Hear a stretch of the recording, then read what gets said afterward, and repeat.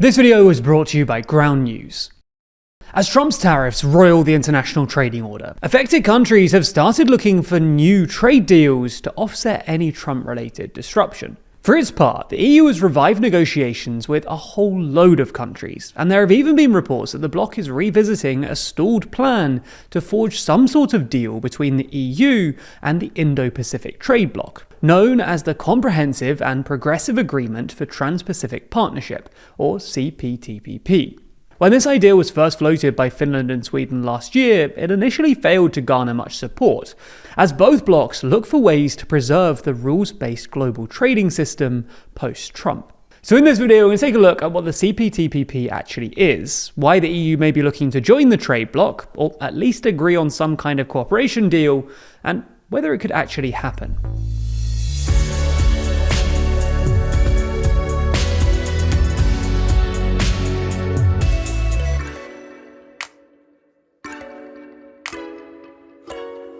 If you're interested in the political alliances and groupings that shape our world, then you might enjoy our poster, Every Alliance Explained. It shows, in slightly confusing detail, all of the world's major alliances and how different countries link together. Check out the poster by clicking the links in the description. First, let's start with some context.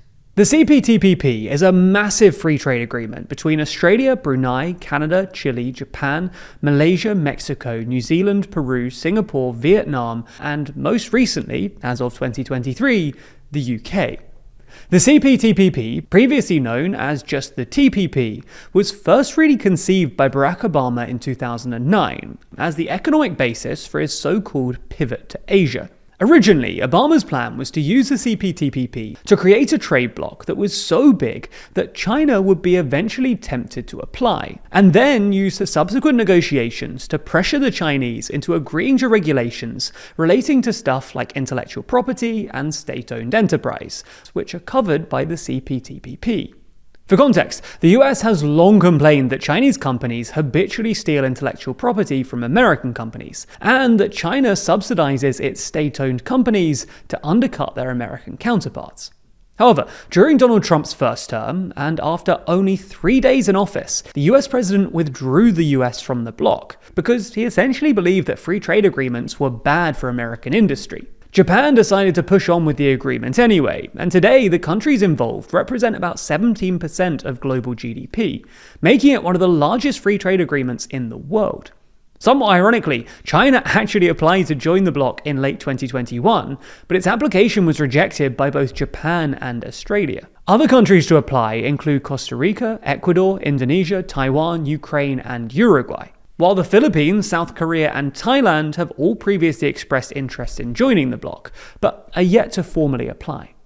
Anyway, like most trade agreements, the CPTPP facilitates trade between its members by doing two things: harmonizing certain regulations, and perhaps most importantly, reducing tariffs. There are basically zero tariffs on trade between CPTPP members, with only a few exceptions for sensitive goods. Japan and Canada, for example, both use limited tariffs to protect their rice and dairy industries, respectively. On top of that, the CPTPP provides for a single set of rules of origin, which prevent foreign goods from sneaking into the CPTPP and allows content from all CPTPP countries to be cumulated. This basically means that they can qualify for preferential tariffs as long as some fraction of the goods are made by CPTPP companies. So, for example, a Japanese car manufacturer is allowed to sell their cars tariff-free to the rest of the CPTPP if at least 45% of the parts come from other countries in the CPTPP. What makes the CPTPP special, however, is its scope. As well as harmonizing SPS regulations and reducing tariffs, the CPTPP also includes chapters on stuff like labor rights, environmental protections, and state-owned enterprises, as well as a pretty robust enforcement mechanism. And these sort of things just aren't usually included in most free trade agreements, especially among developing economies. Anyway, the prospect of the EU joining the bloc first emerged in 2024, when Sweden and Finland started pushing the idea. The Nordic neighbours, two of the EU's most ardent free traders, saw CPTPP membership as a way to restore the EU's trade mojo and get the EU back in the habit of signing trade deals after prospective deals with Australia, India, Indonesia, and Mercosur all collapsed. Originally, the idea gained little traction, but Donald Trump has since transformed the geopolitical landscape. Upon his return to the White House, Trump unleashed a trade war across the world, slapping a flat 10% tariff onto most imports coming into the US, as well as another 25% tariff on most automotive vehicles, steel, and aluminium. On top of all of this, Trump is threatening the EU with a flat 20% tariff unless a new trade deal is agreed by July 8th.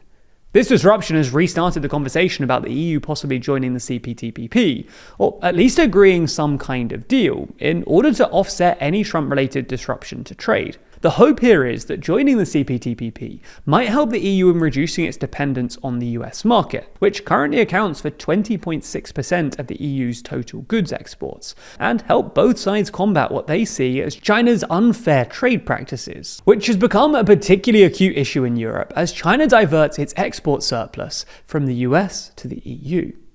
So, could this actually happen?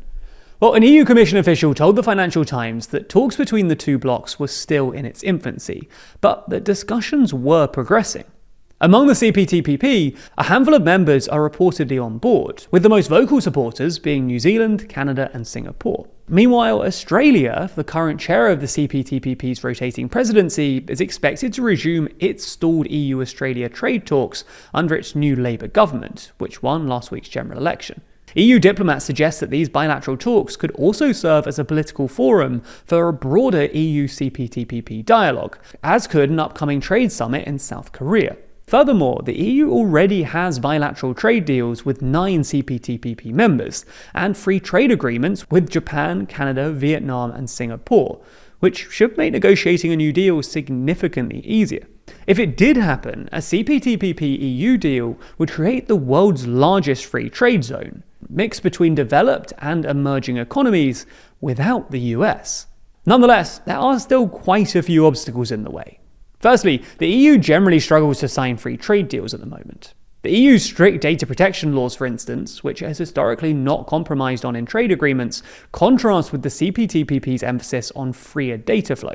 Furthermore, joining the CPTPP could face public opposition in EU states due to its rules of origin for preferential tariffs, which may pose a risk to European manufacturing jobs. Second, such a deal would certainly annoy Trump and could jeopardize any prospective EU-US deal, as reapproaching the CPTPP could look like the EU is creating an anti-US trade bloc, which won't go down well in Washington.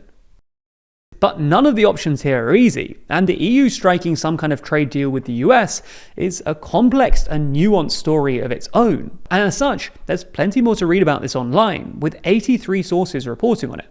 The issue is, how can you be sure that what you're reading isn't hugely biased? Well, that's a problem we face when making our videos too, and luckily, that's where this week's sponsor Ground News comes in. For this story in particular, they've identified that there are at least 10 left-leaning sources and 7 right-leaning sources reporting on it. In fact, in addition to this, they've also shown the main differences between headlines from left and right-leaning outlets, with left-leaning headlines highlighting that the EU is making progress on trade, signaling optimism, while right-leaning outlets tend to frame the EU's actions as a scam, targeting American tech, reflecting some serious skepticism.